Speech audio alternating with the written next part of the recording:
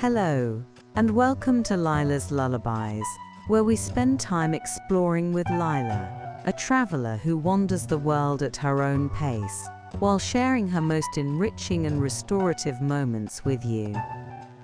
In tonight's story, we'll follow Lyla as she explores the captivating city of Reykjavik, Iceland. There's nowhere you need to be, nothing you need to remember. Just settle in, get comfortable, and let yourself go. We're so glad you're here. Whenever you're ready, let's begin. Lyla woke to darkness, but her phone told her it was already 8 in the morning. November in Reykjavik meant abbreviated daylight, the sun rising late and setting early, a rhythm so different from what she was used to that it took conscious effort to trust the clock rather than the sky. She dressed warmly, layers were essential here, and looked out her hotel window at the city below, its lights still bright against the pre-dawn darkness, streetlights and windows creating constellations that mirrored the stars above. By the time she'd had breakfast and stepped outside, the first hints of dawn were appearing, a gradual lightening of the eastern sky, from black to deep blue to pale grey. The air was cold and clean, carrying the scent of the sea and something mineral, volcanic perhaps, a reminder that Iceland was fundamentally a young land, still being shaped by the forces beneath it. Light snow was falling, tiny flakes that seemed to hang in the air rather than descend, catching the streetlight and creating a gentle shimmer. The flakes were so small and dry they didn't really accumulate, just dusted everything with a fine white powder that made the city look as if it had been lightly sugared. Lyla had planned a walking tour of Reykjavik, wanting to see the major landmarks and get a feel for the city on foot, despite the cold and the limited daylight. She'd have perhaps 6 hours of useful light, from roughly 10 in the morning until 4 in the afternoon, but that would be enough to see what she wanted to see, to experience this northern capital and its winter aspect. She began walking toward Hallgrímskirkja, the famous church that dominated Reykjavik's skyline. Even from a distance she could see it. A tall white structure with a distinctive stepped tower that was meant to evoke Iceland's basalt columns, the geometric formations created by cooling lava. As she walked, the sky continued to lighten, though it never quite reached what she would call bright. More a luminous grey, the sun hidden behind clouds but present enough to provide definition and depth. The streets were quiet at this hour. Not empty, but not busy either. A few people hurried past, bundled in practical winter gear, their breath visible in the cold air. A bus rumbled by, its windows glowing warm yellow. A cyclist passed, moving with the confident ease of someone for whom this weather was entirely normal. The buildings Lyla passed were mostly modest in scale, painted in bright colors that stood out against the gray sky and white snow, red and blue and green, yellow and orange, creating cheerfulness in the midst of winter. Many had corrugated metal siding, a practical choice for the weather, and nearly all had large windows, maximizing whatever light was available. She reached Hallgrímskirkja and stood in the plaza before it, looking up. The church was striking, its white facade and stepped tower rising like a frozen waterfall or a pipe organ made of stone. The design was modernist but somehow timeless, both completely of Iceland and unlike anything else she'd seen. A few other visitors were there, photographing the church, their cameras clicking in the quiet. Lyla walked closer, admiring the details. The tall, narrow windows, the statue of Leif Erikson in front, explorer and seafarer, Iceland's gift to the world centuries ago. She went inside, where the interior was simpler than she'd expected, but beautiful in its austerity. White walls, plain wooden pews, a soaring ceiling that drew the eye upward. The organ was impressive, a massive instrument with pipes of various sizes, clearly the church's centerpiece. The space was calm and quiet. A handful of people sitting in pews or walking slowly around the perimeter. Light filtered through the windows, muted by the clouds outside but sufficient to illuminate the space with a gentle glow. Lyla sat for a moment, appreciating the peace, the way the architecture created a sense of reverence without ornamentation.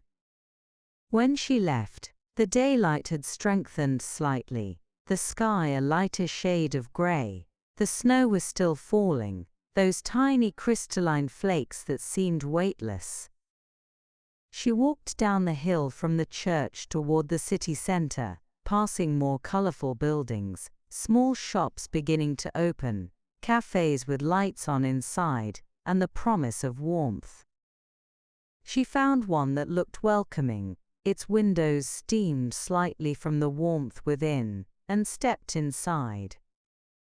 The café was cozy, with wooden tables and chairs, bookshelves lining one wall, soft music playing from speakers. The smell of coffee and baking bread was immediate and inviting. She ordered a latte and a cinnamon roll, snúðar the server called it, and found a seat by the window where she could watch the street while she ate. The latte came in a large ceramic mug, the coffee strong and smooth, the milk frothed perfectly. The cinnamon roll was fresh and warm, sweet but not overly so, with a cardamom note that gave it a distinctly Nordic character. She ate slowly, warming her hands on the mug, watching Reykjavik wake fully into its brief day. More people appeared on the streets, going about their business, adapted to the winter rhythm in ways she could only imagine. School children passed in groups, their bright backpacks and winter coats adding more color to the scene. An elderly man walked a small dog, both of them moving deliberately over the snowy sidewalk. The cafe filled gradually, locals coming in for their morning coffee, settling in with newspapers or laptops, the atmosphere quiet and focused. Lyla appreciated the coziness, the sense of shelter from the cold outside, the way the cafe created community, without demanding interaction. When she finished, she bundled up again and stepped back out into the cold. The snow had stopped, though the sky remained overcast, that particular white-grey that suggested more snow could come at any time. She walked toward the waterfront, following streets that descended gently toward the harbour. The architecture changed as she walked, becoming more commercial, more varied. She passed shops selling Icelandic wool sweaters, their windows displaying the intricate patterns in natural colors, cream and gray and brown, the colors of sheep and stone and earth. She passed galleries, showing work by local artists, paintings and photographs that captured Iceland's dramatic landscapes and unique light. She reached Reykjavik, the main shopping street, which was busier, more people out now, the shops open, restaurants preparing for lunch.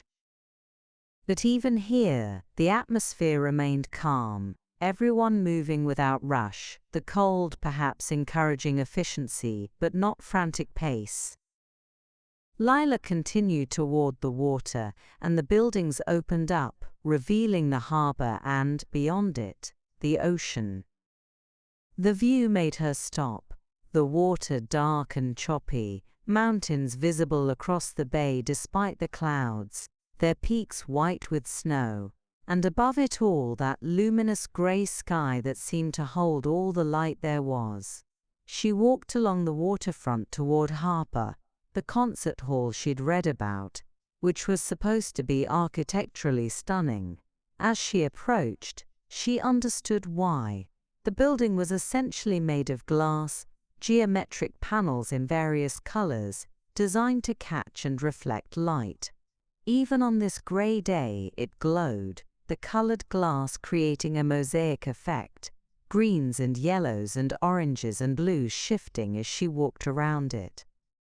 The structure was inspired by Iceland's basalt columns she'd read, the same formations that influenced Hallgrímskirkja, but interpreted here in glass and steel, modern and dramatic. She walked up to it, looking at the way the panels fit together, the way each piece of glass was slightly different, the way the whole structure seemed to shimmer and change depending on where she stood.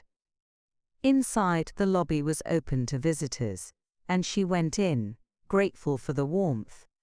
The interior was just as impressive as the exterior, the glass walls creating patterns of colored light, the space soaring and modern, designed for music and performance but beautiful, even empty. A few other people wandered through, everyone speaking in hushed tones, respecting the space.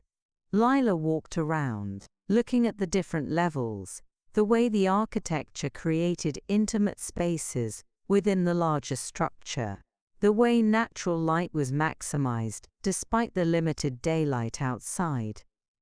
She stood at a window, looking out over the harbor, watching boats move slowly through the water, fishing vessels and tour boats, all of them painted in bright colors that stood out against the gray sea.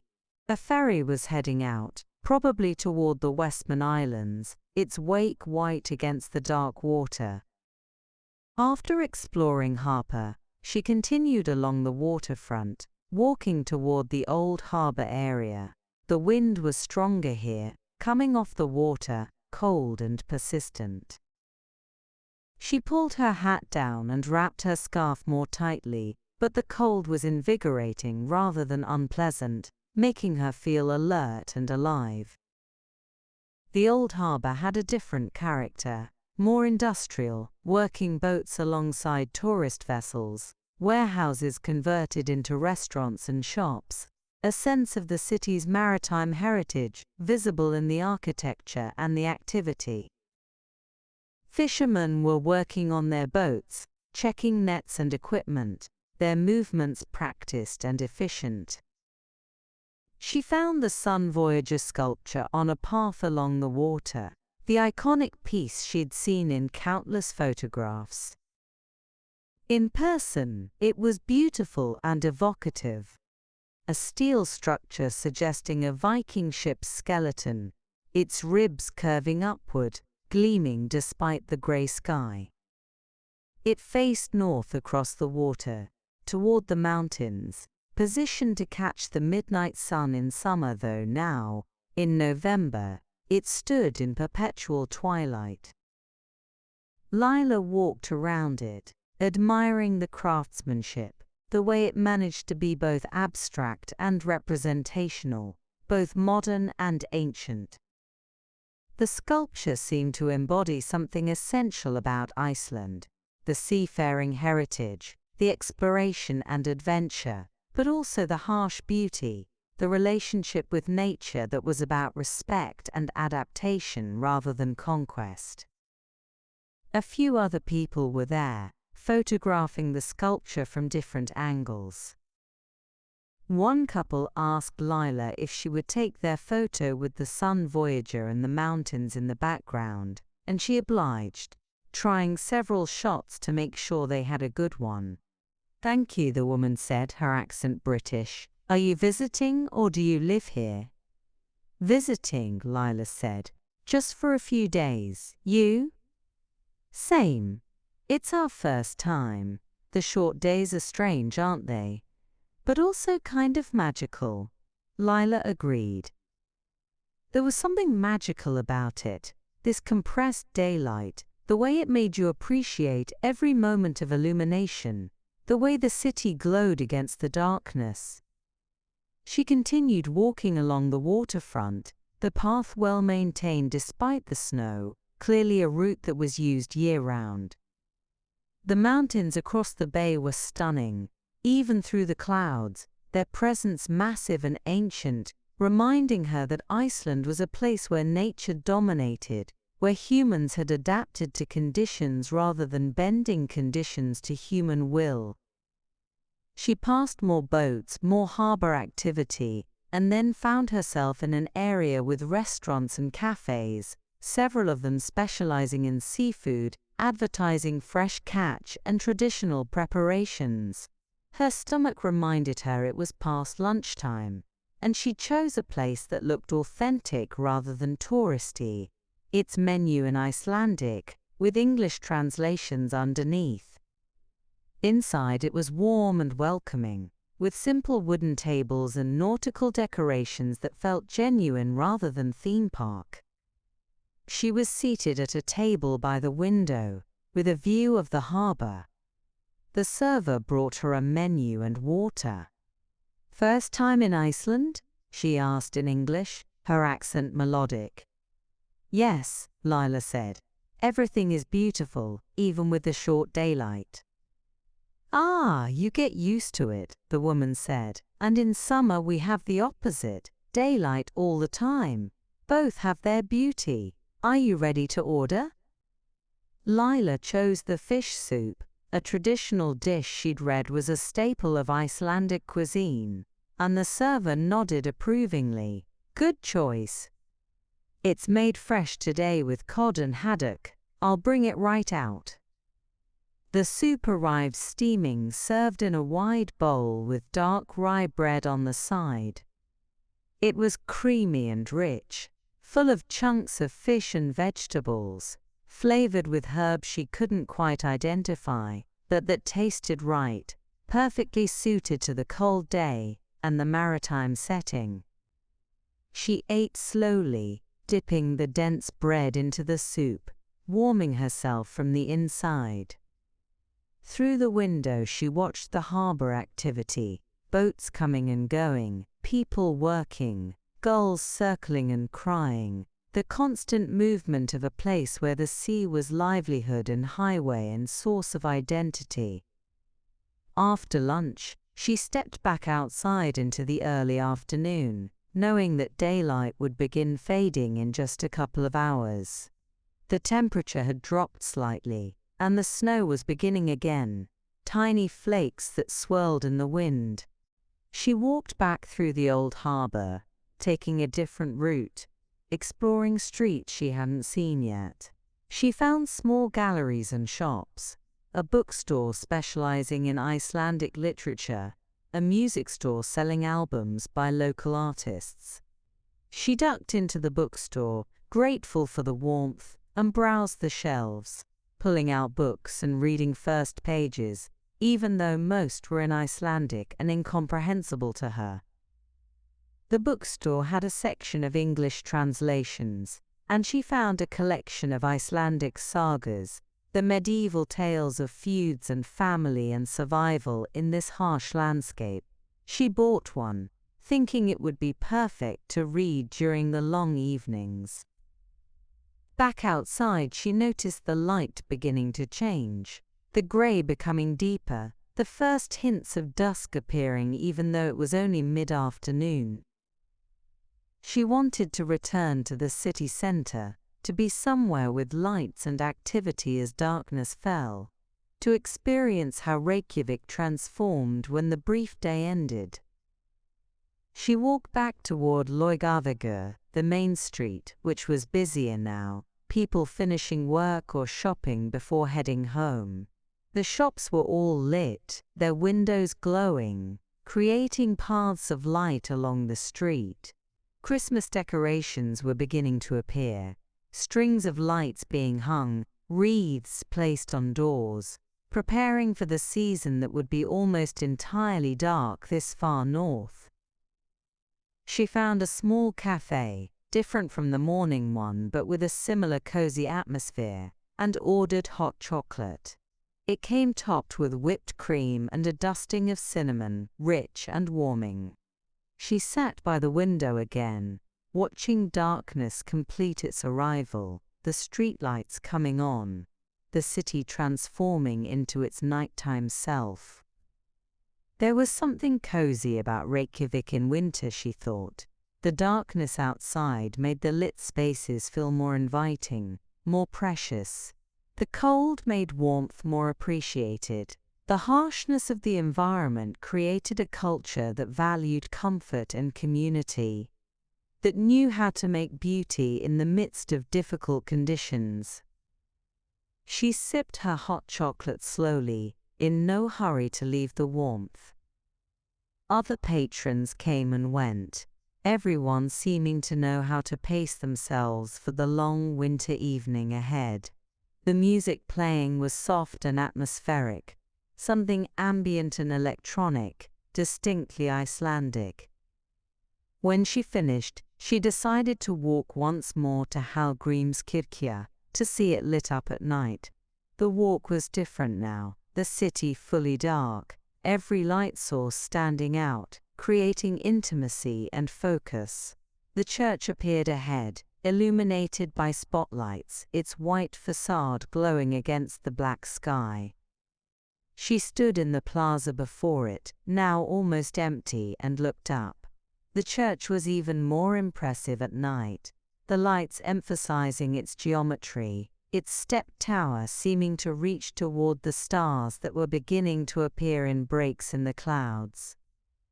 The snow was falling more steadily now, accumulating slightly on the ground, muffling sound, creating a sense of quiet and enclosure.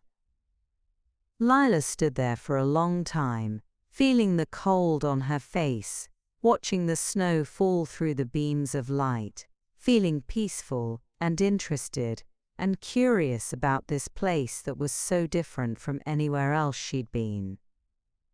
She thought about the rhythm of life here, how it was dictated by the extremes of light and dark, how people adapted and found beauty in both. She thought about the resilience required to build a society on this volcanic island at the edge of the Arctic, how creativity and community seemed to flourish in these conditions, perhaps because of them. Eventually, the cold drove her to start walking back toward her hotel. The streets were quiet now, most people inside, but not deserted. She passed other walkers, everyone bundled and moving with purpose, heading toward warmth and dinner and the evening ahead. She passed restaurants with candles on every table, creating pools of golden light.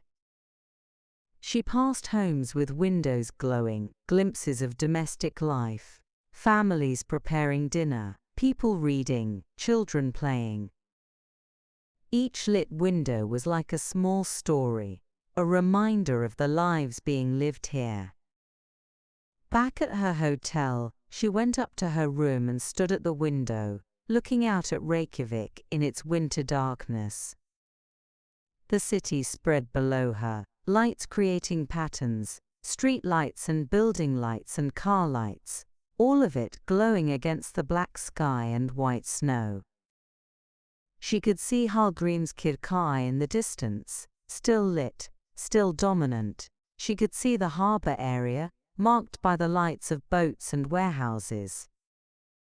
She could see the patterns of streets, the neighborhood spreading away from the center. And above it all the sky, mostly cloudy, but in breaks between clouds, stars visible, sharp and bright in the clear Arctic air. She watched for a while, hoping to see the northern lights, the aurora borealis that was one of Iceland's most famous phenomena. But the clouds were too thick, the lights would have to wait for another night. Still, the evening was beautiful in its own way. The snow falling steadily now, accumulating on rooftops and streets. The city glowing warm against the cold darkness. The sense of people making the best of winter, finding joy and beauty in conditions that could have been oppressive but instead became opportunities for creativity and connection. Lyla remained at the window for a long time, watching the snow, watching the city, thinking about her day. The abbreviated daylight had indeed been strange, but also interesting, a reminder of how much the natural world still shaped human life even in modern cities, even with all our technology and infrastructure. She thought about the landmarks she'd seen, Hallgrímskirkja with its distinctive architecture, Harpa glowing like a jewel, the Sun Voyager facing north toward adventure and unknown horizons. Each one spoke to something essential about Iceland: the creativity, the respect for nature, the heritage of exploration. She thought about the smaller moments too: the cinnamon roll in the morning café, the fish soup at lunch, the hot chocolate in the afternoon. The way people dressed for the cold, with practical efficiency but also with style, bright colors, against the gray. The bookstore with its treasures, the glimpses into shops selling wool and art and music. All of it together created a picture of a place that was uniquely itself, shaped by geography and climate and history, into something that couldn't exist anywhere else.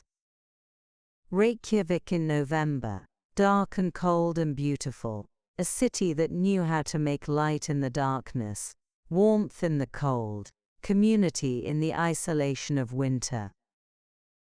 The snow continued falling, and Lyla finally stepped away from the window. She prepared for bed, the routine familiar and comforting, but she wasn't quite ready to sleep yet. Instead, she sat in the armchair by the window with the book of sagas she'd bought, reading by the soft light of the bedside lamp. The stories were of Vikings and feuds, of harsh winters and survival against odds, of honor and family and the land that shaped the people who lived on it. The language was formal, translated from Old Norse, but compelling, pulling her into a world that was ancient but somehow still relevant, still speaking to the Icelandic character. She read for a while, occasionally looking up to watch the snow fall past her window, feeling cozy and warm inside while the winter raged gently outside. The contrast was pleasant, the sense of shelter and safety while nature did what it would, the knowledge that the darkness and cold were temporary, that the light would return, shorter with each day until the winter solstice, and then gradually lengthening again towards summer. The rhythm was ancient and reliable, the tilting of the earth on its axis creating these extremes that Icelanders had learned to not just endure but embrace, to find beauty and meaning in. Lyla felt honored to have experienced a small piece of it, to have walked through Reykjavik on a November day, to have seen how light and dark, cold and warmth, nature and human creativity all wove together into something remarkable. She set the book aside eventually, marking her place, and prepared to turn in for the night. Outside, the city glowed on, its lights unwavering against the darkness, testament to human persistence and ingenuity, to the determination to create beauty and community, even in the most challenging conditions. Lyla climbed into bed, the room warm and comfortable, the sounds of the city muffled by the snow and the window. She felt peaceful and satisfied, curious about what tomorrow would bring, grateful for today's discoveries, calm in the knowledge that even in the darkness of winter, there was light to be found, in architecture and art, in warm cafes and friendly faces, in the glow of windows and the shimmer of snow, in the human capacity to adapt and thrive and create beauty wherever we find ourselves.